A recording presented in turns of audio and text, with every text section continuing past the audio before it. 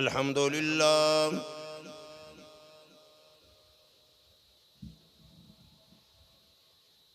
अल्हम्दुलिल्लाह नहमदुहु व नस्तईनुहु व नस्तगफिरुहु व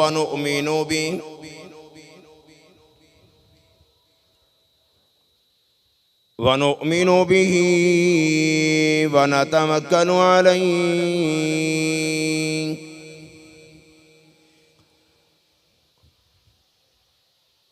व नऊज़ु बिल्लाहि मिन शुरूरि अनफुसिना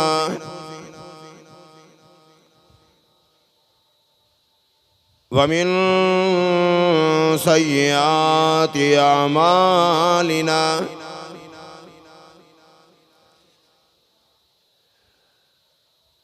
मन यहदिहिल्लाहु फला मुज़िल्ल लहु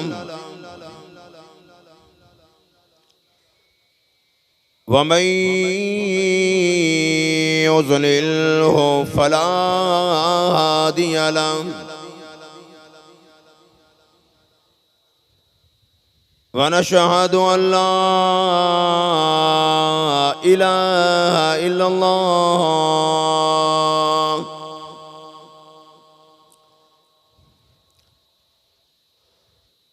वहदहु ला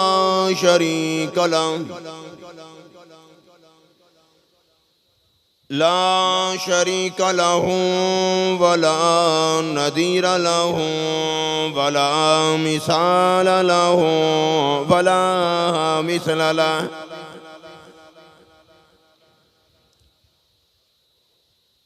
ला मुईन लहु वला वज़ीर लहु वला मुशीर लहु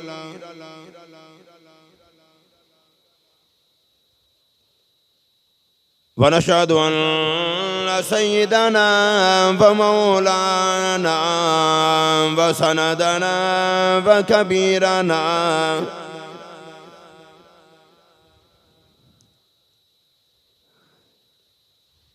व नबियना व हादियना व मुर्शिदना मुहम्मदन अब्दुहु व रसूलुहु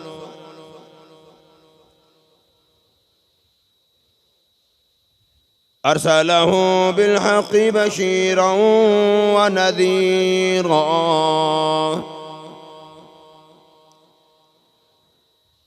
अम्मा बअदु फ़अऊज़ु बिल्लाहि समीइल अलीम मिनश शैतानिर रजीम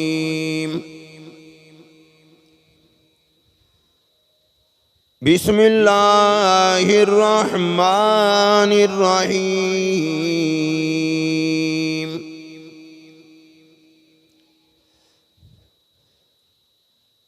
या अय्युहल्लज़ीना आमनू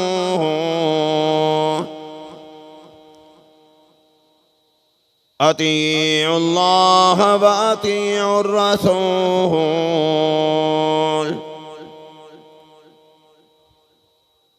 वला तुबतिलू अमालकुम वक़ाल नबी सल्लल्लाहु तआला अलैहि वसल्लम अरहम उम्मती बि उम्मती अबू बकर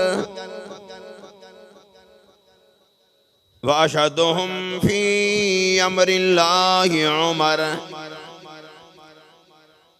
व अस्दक़ुहुम हयान उस्मान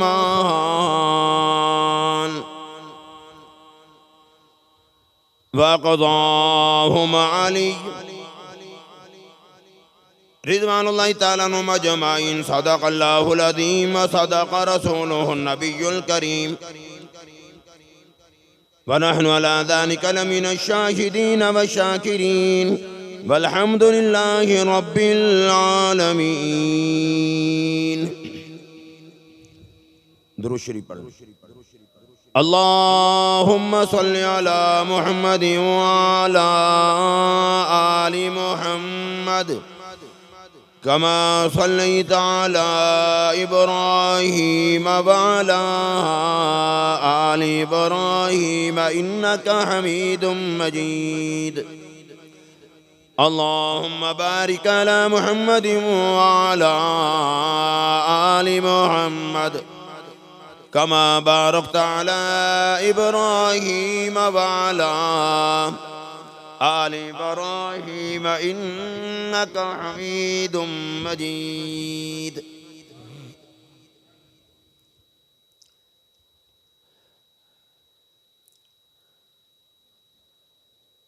माह रबीउल अव्वल की आमद है।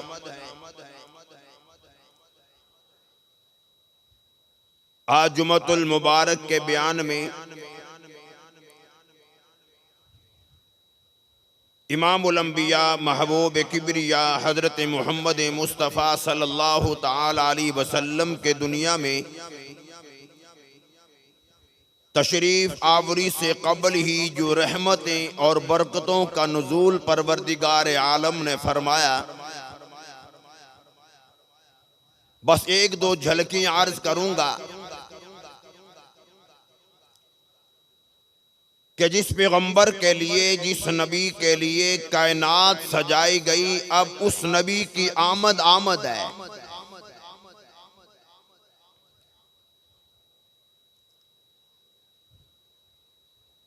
नबूवत का सिलसिला हजरत आदम अलैहिस्सलातु वस्सलाम से शुरू होता है। ये सिलसिला चलता रहा। एक एक वक़्त में कई कई अंबिया इकराम अलैहिमुस्सलातु वस्सलाम तशरीफ लाए। कोई नबी, कोई रसूल, कोई पैगंबर ऐसे नहीं थे कि जिन्होंने हुजूर के आने की अपनी उम्मत और कौम को खुशखबरी ना सुनाई हो।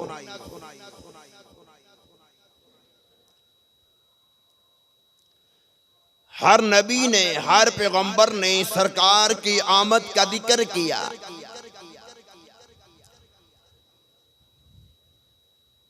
चार मशहूर आसमानी किताबें हैं, तौरात है, इंजील है, ज़बूर है, खुदा का कुरान है। बहुत से सहीफे भी आए। कोई सहीफा, कोई अल्लाह का कलाम, कोई अल्लाह की किताब ऐसी नहीं जिसमें मक्का के दुर्रे यतीम का जिक्र ना हो।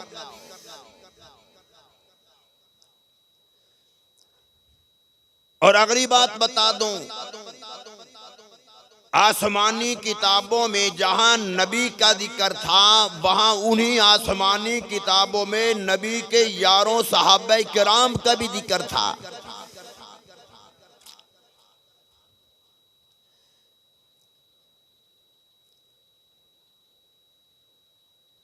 इसलिए हम नबूवत की जमात को छोड़ ही नहीं सकते। भला वो मजलिस मुबारक कैसी मजलिस हो सकती है कि जिस मजलिस में नबी का जिक्र ना हो, नबी पर दुरूद शरीफ ना हो और मोहम्मद के यारों का जिक्र ना हो।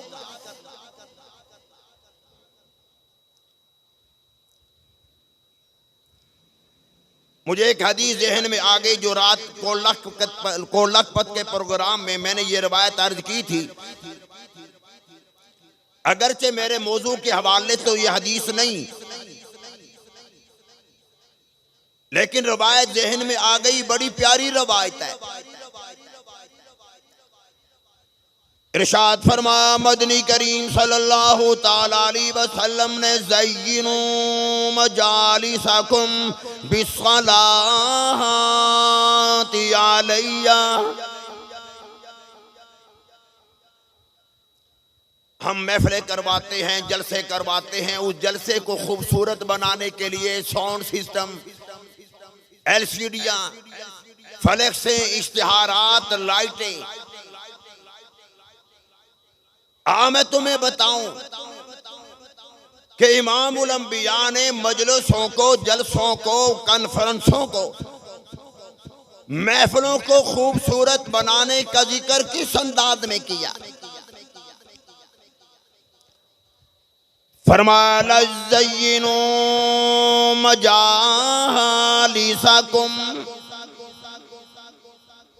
अपनी महफिलों को, अपनी मजलिसों को, अपनी कॉन्फ्रेंसों को, अपने प्रोग्रामों को मुज़य्यन करो, खूबसूरत बनाओ।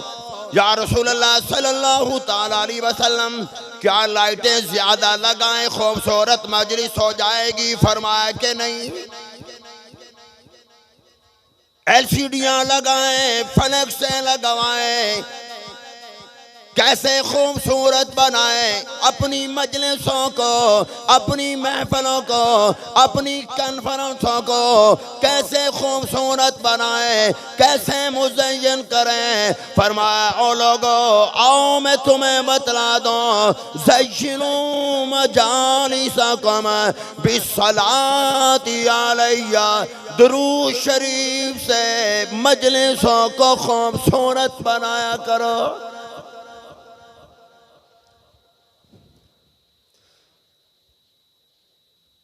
वो मजलिस मुबारक मजलिस नहीं जिसमें हुजूर पर दुरूद शरीफ नहीं।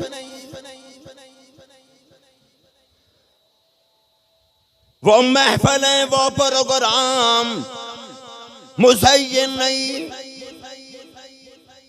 बेशक गलियों को सजा लो, मोहल्ले को सजा दो, मस्जिदों को सजा दो। फरमाओ लोगो, जहां मजलिस में जिस जगह पर मुझ मोहम्मद पर दुरूद शरीफ ना हो, फरमाया कि वो मजलिस मुबारक नहीं।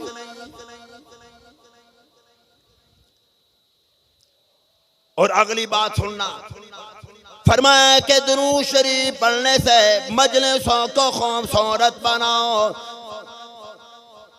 और ज़य्यिनू मजालिसकुम बिज़िक्रि उमर इब्न ख़त्ताब,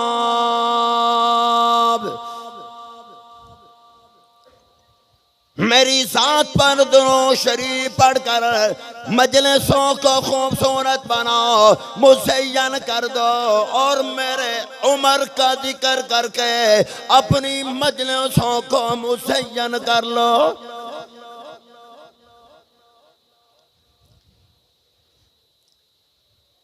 बता दिया गया, जहां मेरे उमर का जिक्र नहीं, जिस घर में मेरे उमर का जिक्र नहीं, जिस मस्जिद में मेरे उमर का जिक्र नहीं, जिस मजलिस में जिक्र नहीं, जिस महफिल में मेरे उमर का जिक्र नहीं, वो मुबारक नहीं।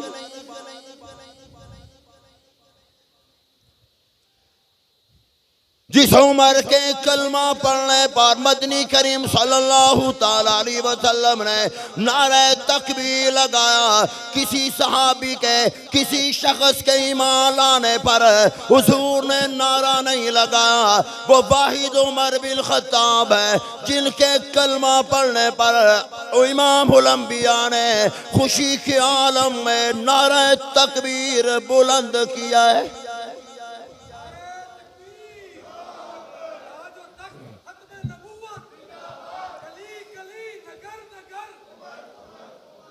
माह रबीउल अव्वल का महीने की आमद, बरकतें ही बरकतें शुरू हो गई।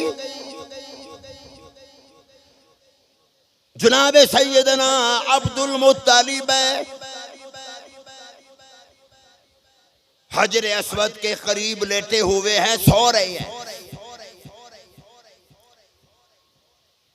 ख्वाब आया, खाम को कह रहा है कि अब्दुल मुत्तलिब उठो और जगह की खुदवाई कर। बस अब ख्वाब खत्म हो गया। दूसरे दिन फिर यही ख्वाब, तीसरे दिन फिर यही ख्वाब। अब ख्वाब का मतलब नहीं समझ सके।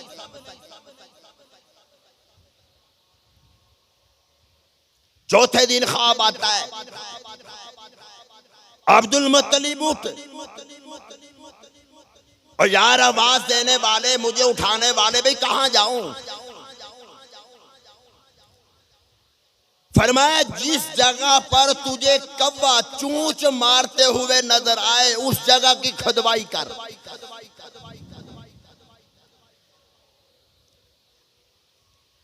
अब्दुल मुत्तलिब उठ गए।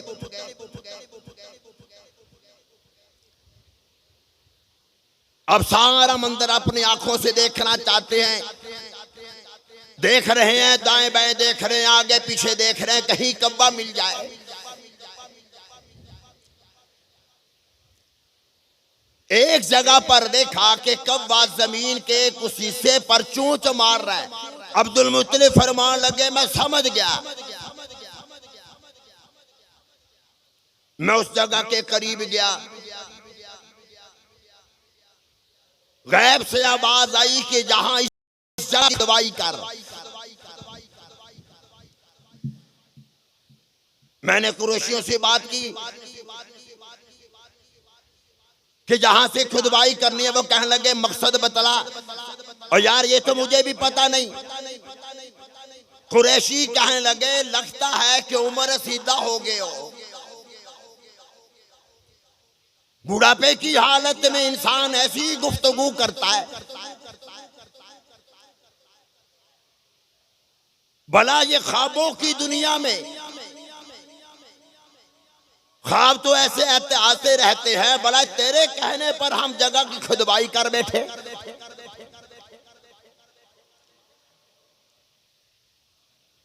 अब्दुल मुत्तलिब ने अपने बड़े बेटे जिसका नाम हारिस था उसको साथ लिया। उस जगह की खुदवाई, मैं मुख्तसर अर्ज कर रहा हूं ताकि दो तीन और बातें मजीद अर्ज करना चाहता हूं। जगह की खुदवाई हो रही है, उसमें से पानी का चश्मा निकला। इलाहुल आलमीन, ये पानी का चश्मा निकल आया। मैं जानता नहीं ये पानी का चश्मा क्या है। मुझे 3 मरतबा मुसलसल ये ख्वाब क्यों दिखलाया गया है, क्यों बतलाया गया है। आवाज आई, ये वो जगह है, ये वो चश्मा है, ये वो मकाम है जहां इस्माइल ने प्यास की वजह से अपने पांव की एड़ियां रगड़ी थी।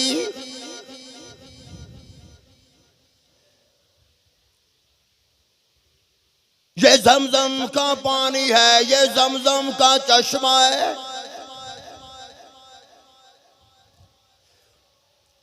मैंने इस चश्मे को, जमजम को इसलिए बंद कर दिया कि लोग गुनाहों में मुब्तला हो गए थे, बुराइयां आम हो गई थी, बदकारियां आम हो गई थी। मैंने फिर बरकतें जमजम का चश्मा बंद करके बरकतें छीन ली। बता दिया गया जहां गुनाह आम होंगे, जहां कब्जे आम होंगे, जहां चोरियां आम होंगी, जहां सनाकारियां आम हो जाएंगी, जहां बदमाशियां आम हो जाएंगी, जहां जुल्म और ज्यादतियां बढ़ जाएंगी, वहां अल्लाह की रहमतें खुदा फौरन उठा लेता है।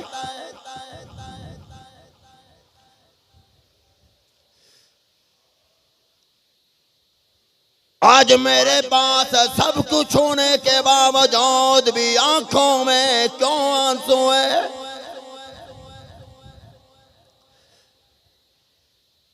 आज बरकतें क्यों खत्म हो गई। आज हुजूर का उम्मती होकर हुजूर की उम्मती के इज्जत के पीछे पड़ गए।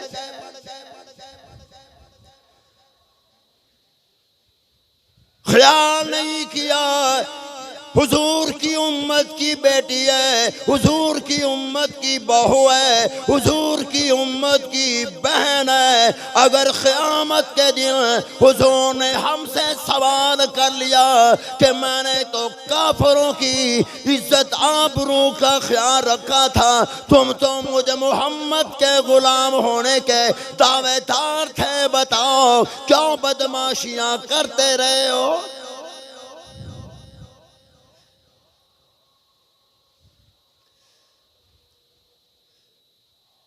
फरमाया कि मैंने गुनाहों की वजह से, जुल्मों की वजह से मैंने ज़मज़म का चश्मा बंद कर दिया।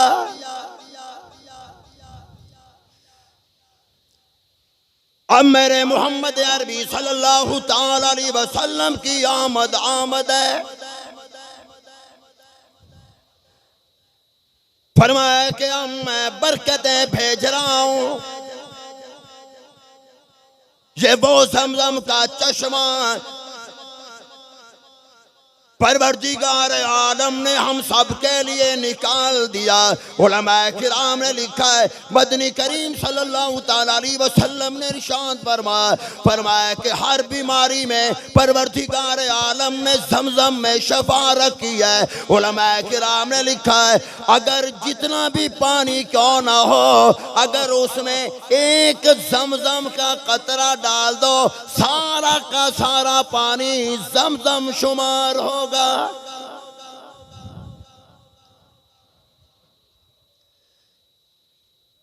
और याद रखना, एक ज़मज़म है, एक हौज़े कौसर है। एक पानी ज़मज़म का है और एक हौज़े कौसर का पानी। ज़मज़म का पानी गैर मुस्लिम भी पीता था, अबू जहल भी पीता था, अबू लहब भी पीता था, मुसलमान भी पीते हैं, जानवर भी पीते हैं, काफिर भी पीते हैं। खुदा की कसम ज़मज़म हर आदमी पीता था। हौज़े कौसर का पानी वही पिएगा जो मोहम्मद का गुलाम होगा।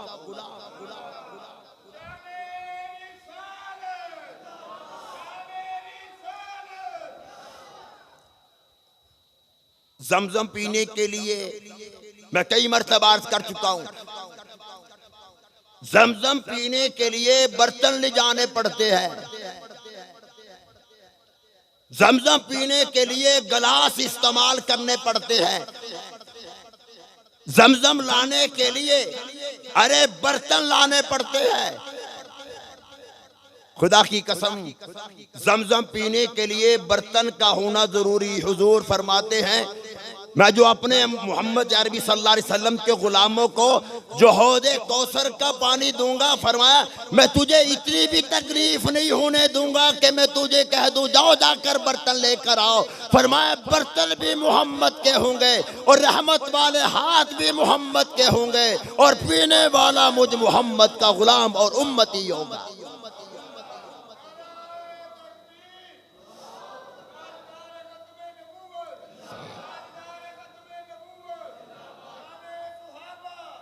अरे ज़मज़म पी लिया, प्यास फिर लगती है, बार बार पिया जाता है।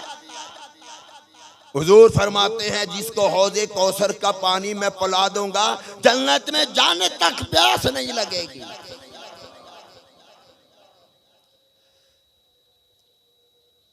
अब चश्मा निकल आया। ये हुजूर सल्लल्लाहु अलैहि वसल्लम के दुनिया में तशरीफ आवरी के पहले के हालात सुना रहा हूं।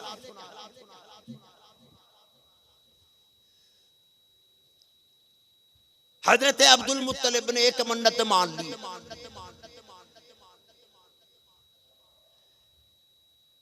इलाहुल आलमीन, तूने खुदवाई करने का हुक्म दिया, कुरैशियों ने मेरा साथ नहीं दिया, इनकार कर दिया। कहने लगे उम्र ऐसी है, ऐसी उम्र में इंसान ऐसी ही बात करता है। इलाही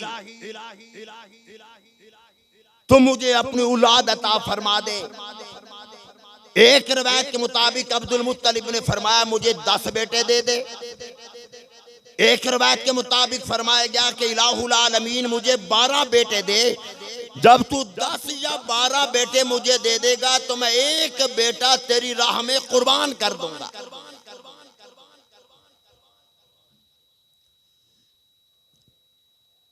अल्लाह ने दे दिए। बात वजह से सुनना, मैं बात जो अर्ज करना चाहता हूं, अभी हुजूर दुनिया में तशरीफ नहीं लाए, बरकत ही बरकत है।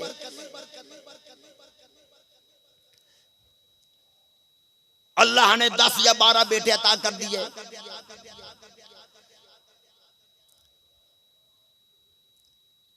मन्नत जो मां रखी थी, याद रखना, उस दौर में जो लोग मन्नतें मानते थे वो अपनी काम होने के बाद ना अपनी मन्नतें उनको याद रहती थी। और आजकल जज्बाती अंदाज में, जज्बात में आकर हमको मन्नत मान लेते हैं और जब काम हो जाए फिर ऐसा खुदा को नऊज़ बिल्लाह हम समझाते हैं जैसे शायद खुदा को भी भूल गया हो। लेकिन याद रखना, मन्नत जब ही मानो या कसम उठाओ अल्लाह की नाम की। इरशाद फरमाया मदनी करीम सल्लल्लाहु ताला अलैहि वसल्लम ने, मन नज़रा लिगैरिल्लाहि फक़द अशरक। एक रिवायत के मुताबिक मदनी करीम सल्लल्लाहु ताला अलैहि वसल्लम ने इरशाद फरमाया, मन अक़सम बिगैरिल्लाहि फक़द अशरक। जिसने खुदा के नाम के अलावा या खुदा के जात का नाम अल्लाह है या उसकी सिफात में से किसी सिफत का नाम ले लिया, कोई हरज नहीं। लेकिन अगर खुदा के नाम के अलावा किसी के नाम पर कसम उठाई जाए, उसने शिरक किया है। इस्लाम ऐसी कसम की इजाजत नहीं देता। मैं अपने बच्चे की कसम उठाता हूँ, मैं अपनी जान की कसम उठाता हूँ, मैं अपनी बीवी की कसम उठाता हूँ, मैं अपने माल की कसम उठाता हूँ। मदनी करीम सल्लल्लाहु अलैहि वसल्लम ने इरशाद फरमाया, जब ही कसम उठाओ खुदा के नाम की।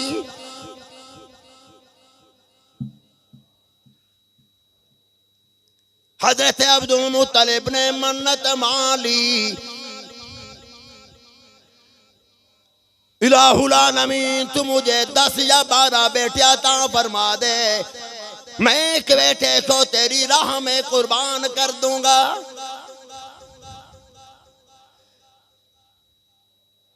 हजरत अब्दुल मुत्तलिब मन्नत पूरी करने का प्रोग्राम बना रखा है।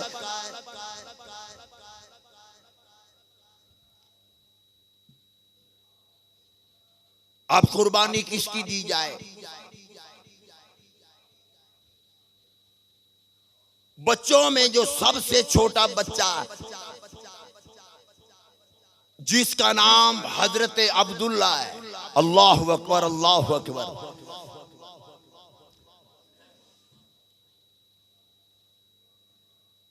वाह अब्दुल्ला तेरी किस्मत पे कुर्बान जाए।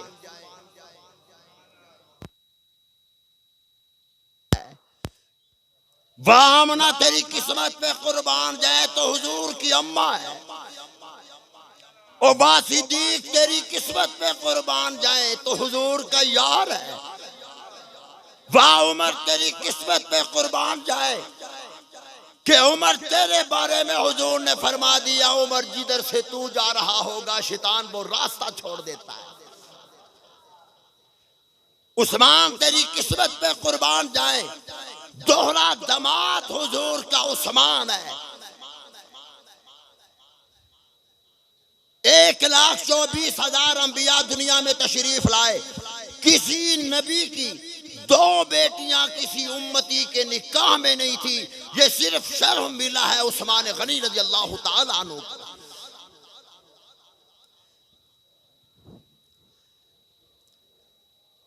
अरे जिसके घर में हुजूर दुल्हा बनकर आए हों वो भी बड़ा मुबारक है। अरे जिसके घर में हुजूर खुद दुल्हा बनकर गए हो,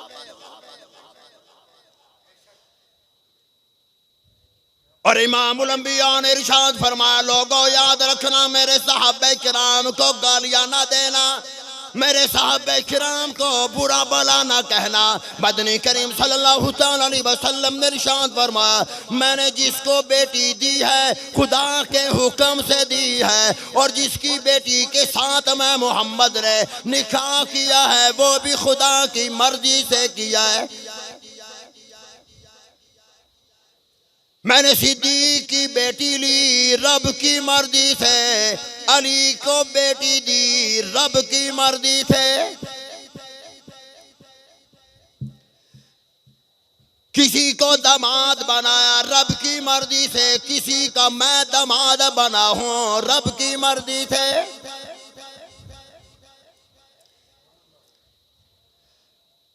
ओ अली तेरी भी किस्मत पर कुर्बान जाए। इमामुल अंबिया ने तुझे फरमा दिया, अली तू मेरा शेर है। जिब्राइल फौरन तशरीफ ले आए, अर्ज की या रसूल अल्लाह सल्लल्लाहु तआला अलैहि वसल्लम, खुदा कह रहा है ओ मोहम्मद अली को अकेले शेर क्यों कहते जा रहे हो? अरे अली मोहम्मद का अगर शेर है, खुदा कहता है ये अली मेरा भी शेर है।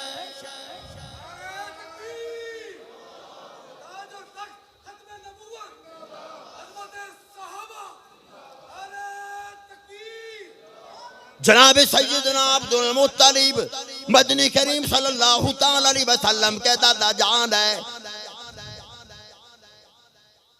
हजरत अब्दुल मुत्तलिब ने ऐलान फरमा दिया, अल्लाह की राह में देना हो उसको दिया करो जो सबसे ज्यादा महबूब। लन तनालुल बिर्रा हत्ता तुनफिकू मिम्मा तुहिब्बून।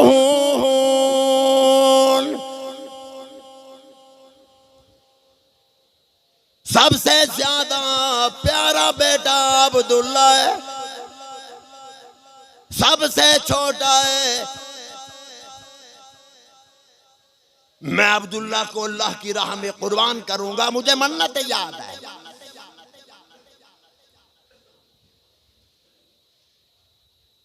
चलते चलते एक बात अर्ज कर दूं, अय्यूब अलैहिस्सलातु वस्सलाम वक़्त के नबी है, पैगंबर है, शदीद बीमार हो गए। बीबी रहमत लोगों के घरों में काम कर रही है। तशरीफ ला रही थी तो रास्ते में शैतान इंसानी शक्ल में हकीम बनकर बैठा है कि मेरे पास ऐसी मर्ज का इलाज है जिसे कोड़ कहा जाता है, जिसको कोड़ हो उसका इलाज मेरे पास है। हजरत रहमत रुक गई, फरमाया कि मेरा मियाँ है, शदीद बीमार है, कोड़ का मर्ज है। शैतान कहने लगा दवाई तो देता हूं लेकिन बकरा देना पड़ेगा। जैसे आजकल हम मौलवी लोग नहीं कहते बड़े शदीद असरात है, जिन्नात का साया है, 21 किलो गोश्त देना पड़ेगा, एक काला बकरा तुझे देना पड़ेगा। और साथ शर्त भी लगा देते हैं कि ये गोश्त जो है वो तुमने रात को 12 बजे के बाद कब्रिस्तान फेंक कर आना है। और साथ डरा भी रहा है मौलवी कि तुझे आवाजें आएंगी, पीछे मुड़कर नहीं देखना।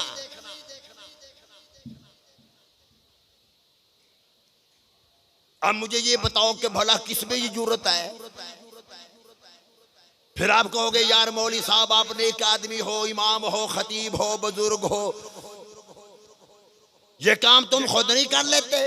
और भाई अल्लाह ने तुम्हें अकल दी है, समझ लिया करो, इसलिए तो मौलवी तुझे कह रहा है।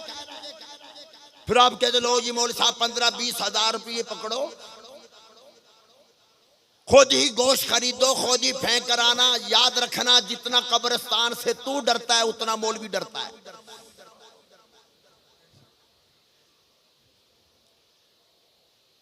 नहीं, सारा कब्र जो है मौलवी ने अपने नाम लाट करा रखा है।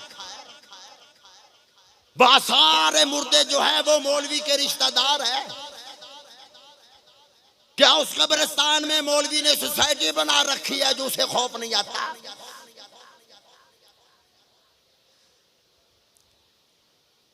इमामुल अंबिया ने फरमाया जो आदमी 3 मरतबा सूरह इखलास पढ़े, 3 मरतबा सूरह फलक पढ़े, 3 मरतबा सूरह नास पढ़े, सारी जिंदगी जादू का असर नहीं होगा।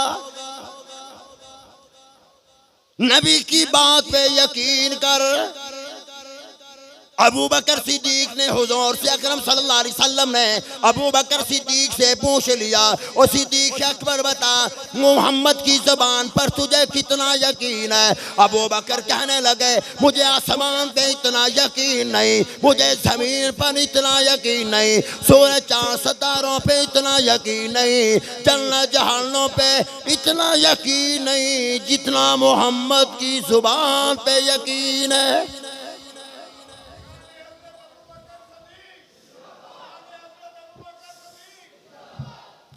कई मर्तबा पहले अर्ज कर चुका हूं, नजर उतारनी हो मिर्चों को जलाओ, मिर्चों को चूल्हे में डालो। मुझे बता नजर तुझे लगी है, मिर्चों ने तेरा क्या बिगाड़ा? गाड़ी के पीछे जूता लटका दिया, नजर नहीं लगती, काला कपड़ा बांध दिया, नजर नहीं लगती, दुकान पे काला कपड़ा रख दिया, नजर नहीं लगती। इमामुल अंबिया ने फरमाया सूरह कलम की आखिरी जो दो आयात पढ़ता है उसे नजर नहीं लगती।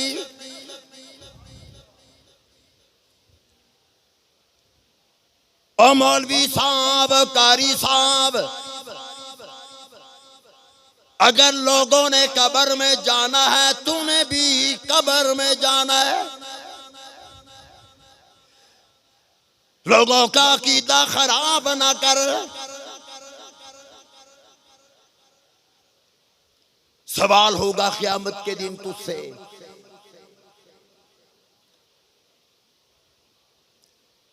अच्छा तुम लोग भी तो बड़े सियाने हो, जाते भी उस वक्त मौलवी के पास हो जब हर तरफ से फंस जाते हो। कई लोग आते हैं दम कर साहब जल्दी दम कर देना, बीमार हूं। मैंने कहा शिफा वाले तो मेरे मोहल्ले से नहीं गुजरते।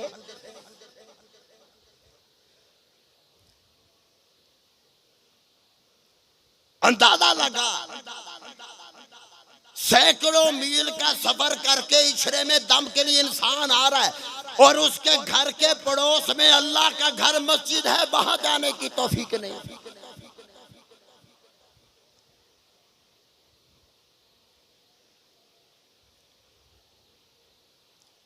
बहरहाल हजरत अब्दुल मुत्तलिब है,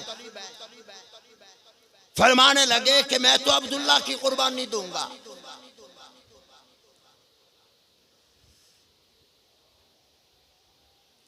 अब्दुल्ला सरकार के वालिद है। यहां पर एक और बात अर्ज कर दूं, बाज लोग कहते हैं कि सरकार के वालिदैन काफिर थे।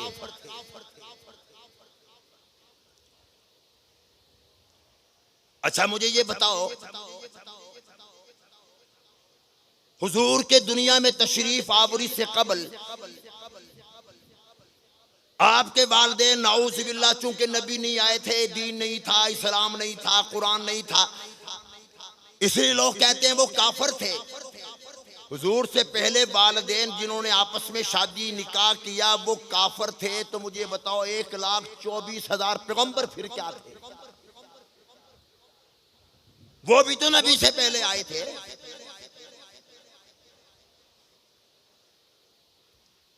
याद रखना पहले दीन पर कायम थे। अगर मैं कोई इल्मी बात करूं शायद तुम्हें समझ ना आए, बस एक बात समझ लो। जनाब सैयदना उमर बिन खत्ताब रज़ियल्लाहु ताला अन्हु फरमाया करते थे मेरे मोहम्मद सल्लल्लाहु ताला अलैहि वसल्लम को 2 नाम बड़े पसंद थे, हजरत अब्दुल रहमान, हजरत अब्दुल्ला।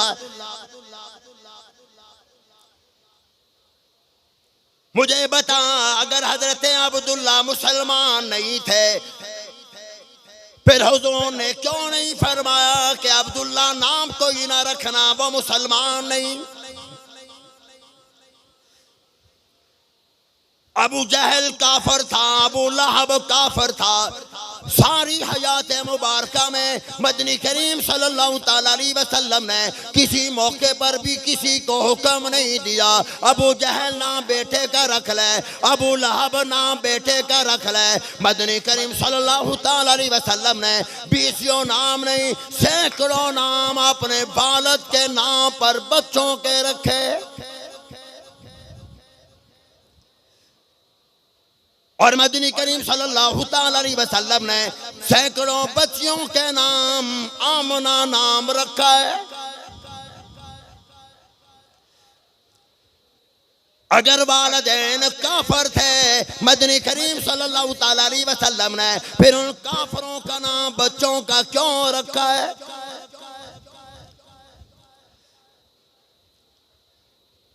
कुरैशी आ गए। अब्दुल मुत्तलिब सुना है कि अब्दुल्ला की कुर्बानी देने लगे हो? फरमाया हाँ। तो दरमियान में एक बात रह गई, थोड़ी सी बात अर्ज कर दूं ताकि बात मुकम्मल हो जाए। बीबी रहमत को वो शैतान कहने लगा बस एक बकरा बुत के नाम पर दे दे, तेरा मियां ठीक हो जाएगा। और जाती हजरत अय्यूब अलैहिस्सलाम को सारी बात सुना दी। नबी समझ गए कि ये शिरक है। नबी जलाल में आ गए, बीवी नबी के होकर और जुबान पर शिरक की बात आए। अय्यूब अलैहिस्सलाम फरमाने लगे जब खुदा मुझे शफाअत फरमा दे मैं तुझे 100 कोड़े मारूंगा। नबी की बीवी की जुबान पर शिरक की बात क्यों आए? परवरदिगार आलम ने शफाअत फरमा दी। हजरत रहमत फरमाने लगे अब परेशानियां खत्म हो गई, अब अल्लाह ने शफाअत कर दी। अय्यूब अलैहिस्सलाम फरमाने लगे और रहमत इधर उधर मुझे बातों में न लगा, मुझे अपनी कसम याद है 100 कोड़े तुझे लगाऊंगा।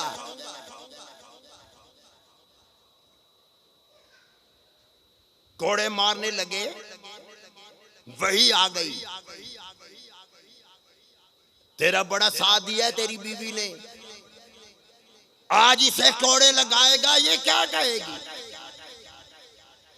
लेकिन तू मेरा नबी है, पैगंबर है, 100 तिनके उठा लो, 100 तिनके उठाकर बीवी को मार लो, तेरी कसम पूरी हो जाएगी, मेरी रहमत की जान बच जाएगी।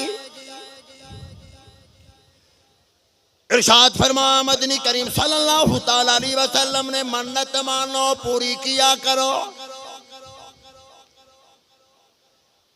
मन्नत भी ऐसी मानो कि जो तुम कर सकते हो। बाद लोग जज्बात में आकर मन्नत मान लेते 500 नफल पढ़ूंगा। एक औरत मेरे पास आई, कहने लगी कारी साहब मैंने मन्नत मानी। मैंने कहा क्या? अल्लाह मुझे बेटा मिल जाए, फला दरबार पे जाकर मैं धमाल डालूंगी। मैंने कहा बेटा नाराज ना हो, एक बात कहूं, तवीज मैंने दिया, 15-20 लाख तेरे मियां ने शादी पे लगाया,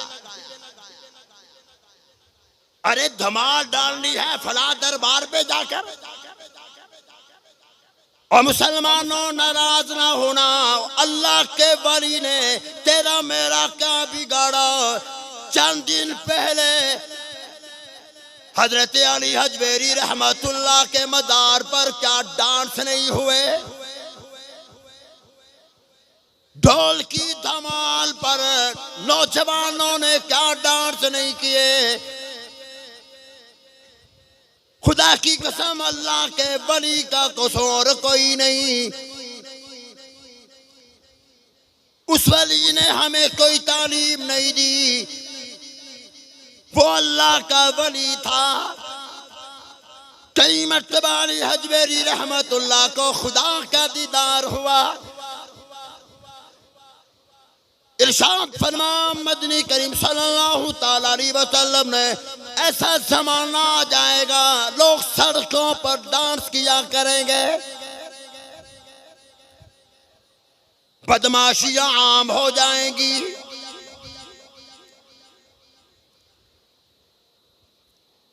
अहमदपुर सियाल के एक इलाके में बयान के लिए गया। एक जगह पर बड़ा रश था। मैंने कहा यहां पर क्या हुआ? आज उर्स है, यहां पर कुत्तों की लड़ाई है।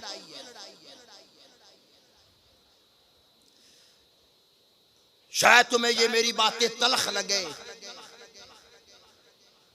बात इसलिए अर्ज कर रहा हूं कि अल्हम्दुलिल्लाह हम सरकार की उम्मत है।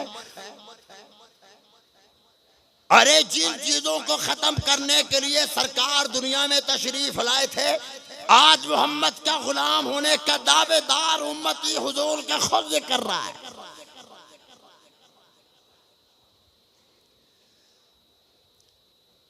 13 साल की उम्र में मक्का के बच्चे हुजूर को मेले पर ले गए। मदनी करीम सल्लल्लाहु ताला अलैहि वसल्लम फरमाते हैं मेरी उम्र 13 साल थी, मैं बच्चों के साथ चला गया। मालूम नहीं था वहां डांस का प्रोग्राम है, नाच गाने का प्रोग्राम है। सालाना उन काफिरों का मेला लगा करता था। मदनी करीम सल्लल्लाहु ताला अलैहि वसल्लम फरमाते हैं मैं उस जगह पर चला गया। जब उनका प्रोग्राम शुरू होने लगा, मुझे परवरदिगार आलम ने ऐसा सुलाया, सारा प्रोग्राम उनका खत्म हो गया, मैं मोहम्मद सोता रहा।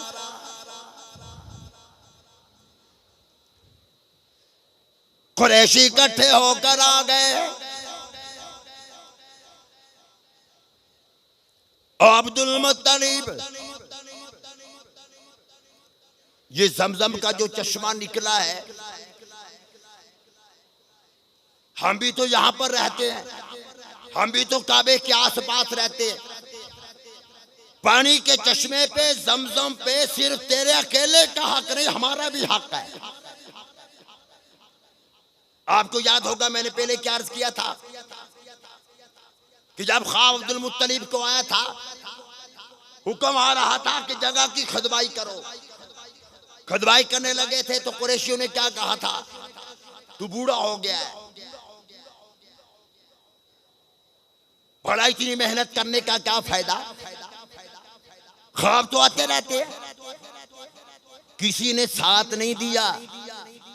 अब चश्मा निकल आया, सारे कुरैशी इकट्ठे होकर आ गए, हमारा भी हक है। यहां पर एक बात दर्ज कर दूं, नाराज न होना। अब बात जुबान पे आ जाती तो फिर क्या किया जाए। मस्जिद मदरसा बन रहा हो ना, कोई वाली वारिस नहीं बनता। जो ही माशाल्लाह सिस्टम चल पड़े तो 10-15 बंदे इधर उधर से आ जाएंगे, ये हमारा भी हक है। चलो हमने चंदा नहीं दिया, लेकिन मस्जिद बनते हुए देखा तो है ना हमने। मदरसे के पास काम बन रहा है, तमीरी काम हो रहा हो, कोई करीब नहीं आता, कहीं मौलवी चंदा ना मांग ले। लोग हमारे पास आते कर सब दुआ करना मेरा ये काम हो जाए ना, मस्जिद सारी बना दूंगा।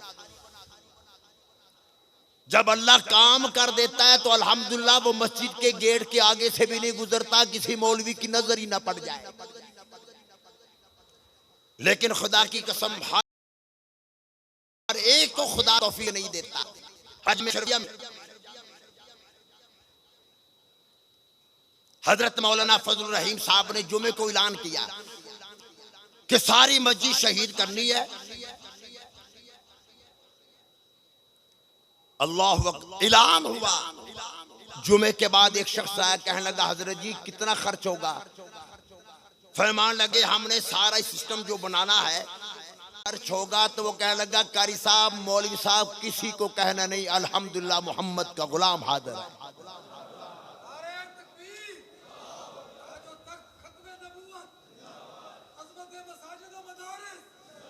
और यहां पर मैं मस्जिद का नाम नहीं लेता, तुम जानते हो, मस्जिद का मुतवल्ली मस्जिद के इमाम को बाजार में मिला। कहने लगा मौलवी साहब, पूरे साल में आपकी 36 नमाजें शार्ट है और हजरत किबला सिर्फ 27वीं रात को मस्जिद तशरीफ लाते हैं रमजान के महीने में। अब मौलवी ने 36 नमाजें नहीं पढ़ाई तो मुतवल्ली बाजार में पकड़ लेता है। याद रखना, खुदा की कसम, मस्जिद अल्लाह का घर है, किसी मौलवी की जायदाद नहीं, किसी पीर फकीर की जायदाद नहीं, किसी मुतवल्ली की जायदाद नहीं, किसी कारी साहब की ये प्रॉपर्टी नहीं। खुदा का कुरान पढ़, वअन्नल मसाजिद लिल्लाह,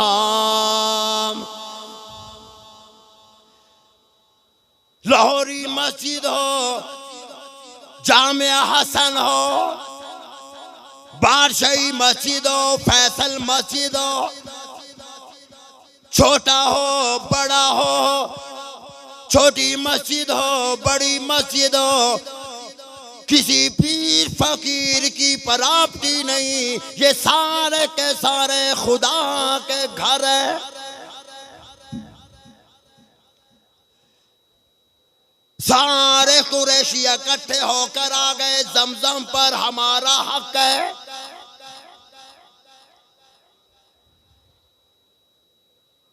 याद रखना, नबी के ये दादा थे, नबूवत का जो खानदान होता है वो बड़ा सखी होता है।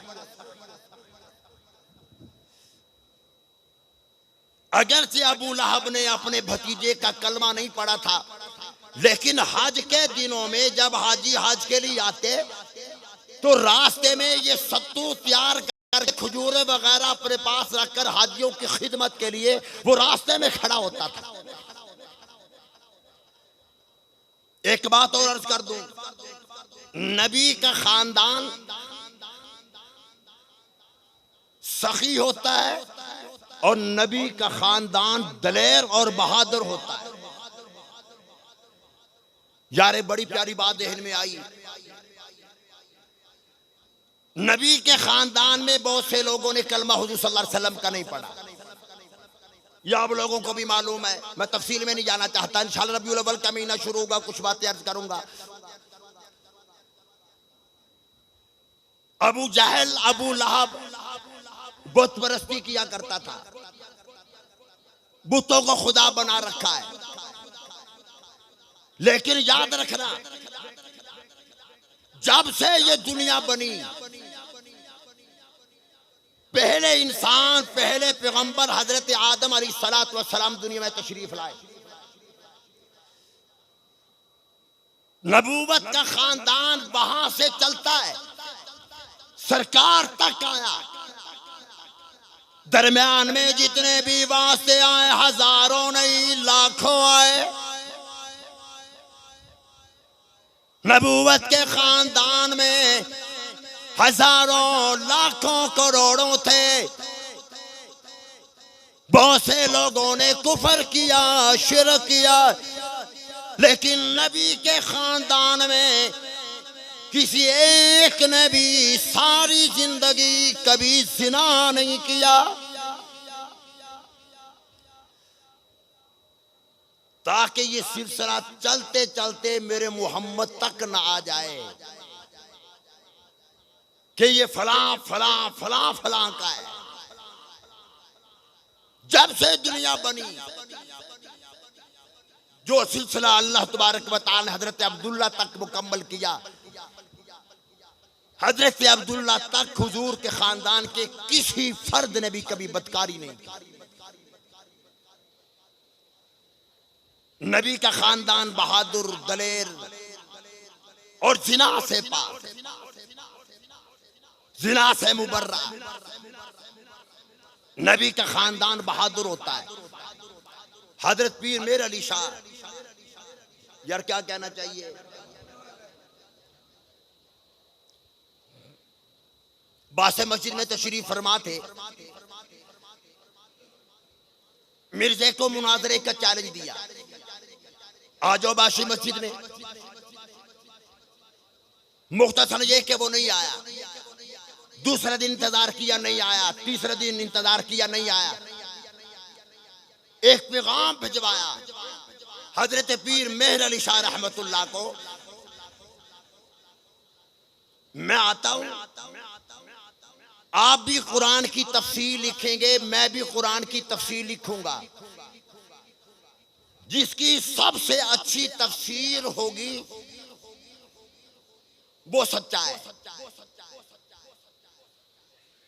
खुदा की कसम जवाब सुनना। फरमाने लगे जिसकी अच्छी भी तफसीर हो वो मुफस्सर तो बन सकता है लेकिन नबी नहीं।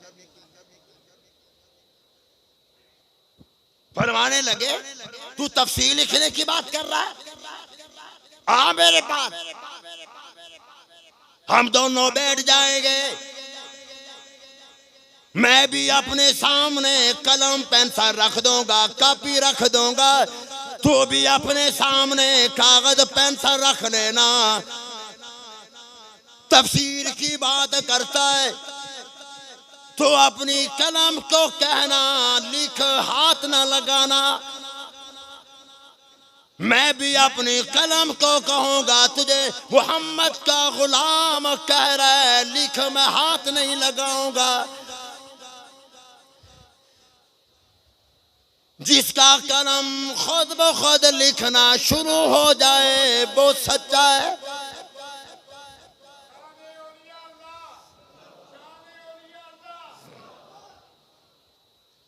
उसने खत लिखा, कह लगा आ तो मैं जाऊं लेकिन तेरे आसपास जो पठान है ना, मुझे पठानों से बड़ा डर लगता है। सुभान अल्लाह, है नबी और डर रहा है पठानों से। यार बात उसने बाकी सही कही। ये पठान क्या है? मिर्जे से ना पूछो, आज जाकर तुम उमैरका से पूछो कि ये पठान क्या है। फ्रांस से जाकर पूछ के आके ये खान क्या है। बरतानिया से जाके पूछ कर आके तुम सुबह के वक्त लाइटें बंद करके वहां से क्यों भागे थे।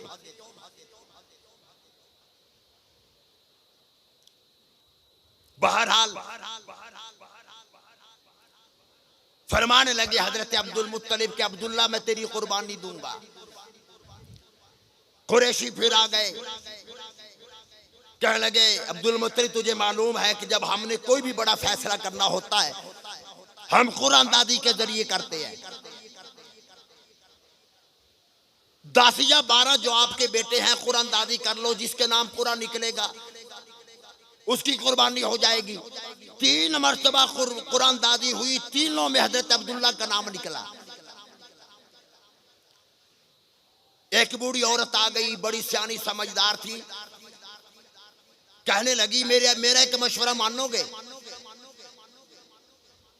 कहने लगी ये बताओ अगर तुम्हारा कोई बंदा किसी को कत्ल कर दे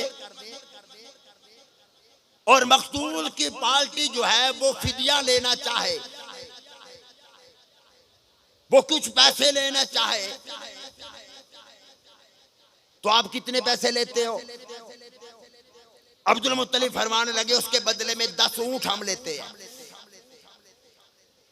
उसने कहा कुरान दादी कर लो 10 ऊंटों की और अपने बेटे अब्दुल्ला की। अगर अब्दुल्ला का नाम निकला फिर 20 ऊंट कर देना, फिर कुरान दादी में अब्दुल्ला का नाम निकले फिर 30, 40, 50 करते रहना। जब तक ऊंटों के नाम का कुरान ना निकले ये कुरान दादी करते रहना। कुरान दादी होती रही, नाम अब्दुल्ला का निकलता रहा, ऊंट बढ़ाते रहे, हत्ता के 100 ऊंट जब हुए, कुरान दादी हुई तो फिर 100 ऊंटों की कुर्बानी देने का हुक्म मिल गया। 100 ऊंटों को ज़िबा किया गया। उस माई ने एक बात कही, बस जो बात कह के बात खत्म कर रहा हूं, इंशाल्लाह बाकी तफसील आइंदा जो मैं अर्ज करूंगा।